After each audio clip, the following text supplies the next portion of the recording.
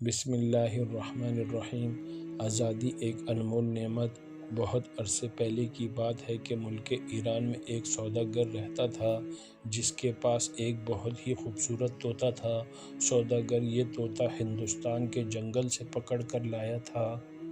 بہت عرصے پہلے کی بات ہے کہ ملک ایران میں ایک سوداگر رہتا تھا جس کے پاس ایک بہت ہی خوبصورت طوطا تھا۔ سوداگر یہ طوطا ہندوستان کے جنگل سے پکڑ کر لایا تھا۔ طوطا بہت پیاری پیاری باتیں کرتا تھا اور سوداگر کو بہت عزیز تھا۔ ایک مرتبہ سوداگر کو تجارت کے سلسلے میں ہندوستان جانا پڑا۔ سفر پر جانے سے قبل وہ پنجرے کے پاس گیا اور طوطے سے کہنے لگا، پیارے طوطے، میں تمہارے وطن ہندوستان جا رہا ہوں۔ وہاں میرا گزر اسی جنگل سے ہوگا جہاں تمہارے ساتھی رہتے ہیں۔ اگر تم انہیں کوئی پیغام دینا چاہتے ہو تو بتا دو۔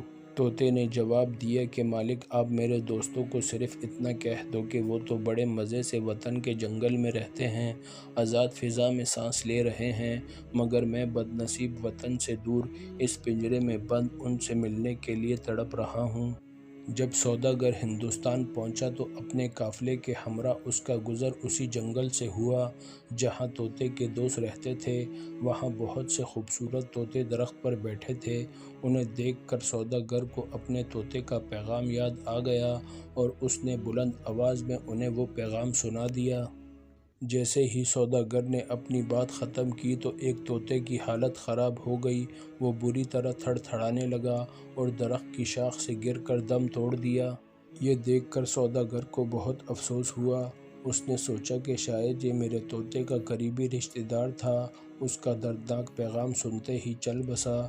جب سوداگر اپنے وطن پہنچا تو اس نے اپنے طوطے کو اس کے رشتہ دار کی موت کا حال بیان کیا۔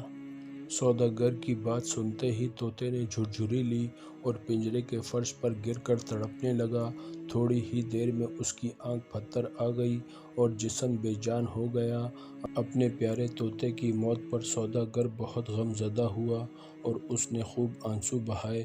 پھر اس نے پنجرہ کھول کر طوطے کو باہر نکال کر پھینک دیا۔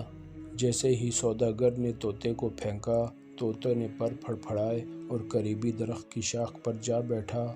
یہ دیکھ کر سوداگر بہت حیران ہوا اور طوطے سے کہنے لگا، اے بے وفا طوطے، میں تجھے اتنا عزیز رکھتا تھا مگر تو نے مجھے خوب دھوکہ دیا۔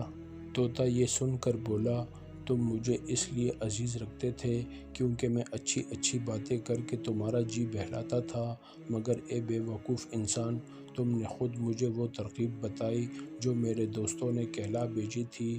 میں نے اس پر عمل کیا اور اس کی طرح مردہ بن گیا تو تم نے مجھے اپنے ہاتھوں سے آزاد کر دیا۔ اب تم خود بتاؤ کہ جب سب کچھ تم نے اپنے ہاتھوں سے کیا ہے تو پھر مجھے برا کیوں کہتے ہو؟ یہ کہتے ہوئے طوطے نے اپنے مالک کو الوداع کہا اور گنگناتے ہوئے اپنے وطن روانہ ہو گیا۔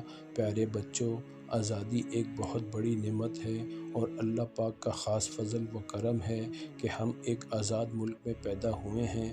ہمیں چاہیے کہ ہم اپنے ملک کو صاف ستھرا رکھیں۔